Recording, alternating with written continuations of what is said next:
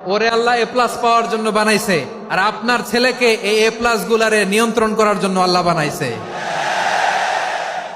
ওকে দিয়ে আল্লাহ কি করবে আপনি জানেনই না। একটা এ প্লাস, একটা এ গ্রেড একটা মানুষের জীবনকে ঠিক করে দিতে পারে না।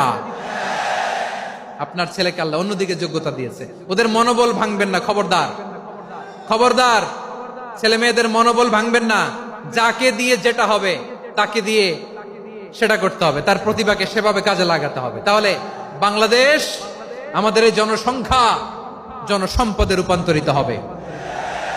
আমাদের সরকারের তত্ত্বাবধানে আমাদের 18 কোটি জনগণ দক্ষ জনশক্তিতে রূপান্তরিত হোক, আমরা চাই কি চাই না? আমরা ভালো মানুষ, শ্রেষ্ঠ মানুষ হতে চাই কি চাই না? ওই জাপানিজদের মতো সৎ, ওই ইউরোপিয়ানদের মতো কালচার্ড আমাদেরকে আল্লাহ তাআলা কোরআন সুন্নাহ অনেক কিছু দিয়েছেন। যেহেতু বর্তমানে আমরা দেখছি তারা সৎ, তাদের মধ্যে ভ্যালু আছে, সেগুলো আমাদের মধ্যে আনার দরকার আছে না নাই? আর ইসলাম দিয়ে আমাদের জীবনকে সাজাতে হবে, ইসলাম দিয়ে আমার পরিবারকে সাজাতে হবে। ইসলাম থেকে, কোরআন থেকে প্রেসক্রিপশন না নিলে জীবন সুন্দর হবে না। কোরআন থেকে প্রেসক্রিপশন না নিলে সমাজ সুন্দর হবে না। কোরআনের প্রেসক্রিপশন না মানলে রাষ্ট্র সুন্দর হবে না। কোরআনের প্রেসক্রিপশন অ্যাপ্লাই না করলে শুধু দুর্নীতি দমন কমিশন দিয়ে দুর্নীতি বন্ধ করা যাবে না।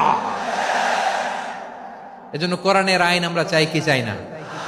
প্রিয় ভাইয়েরা, হিউম্যান রিসোর্স ডেভেলপমেন্ট, মানব সম্পদের উন্নয়ন, আমাদের সরকার যেন এদিকে নজর দেয়। আমরা যেন এই ব্যাপারে যত্নবান হয়ে উঠি।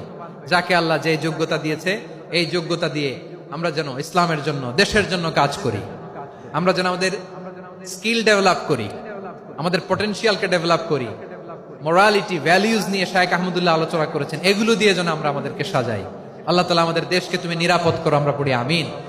আল্লাহ আমার 18 কোটি জনগণকে তুমি জনশক্তিতে রূপান্তরিত করো, আমিন।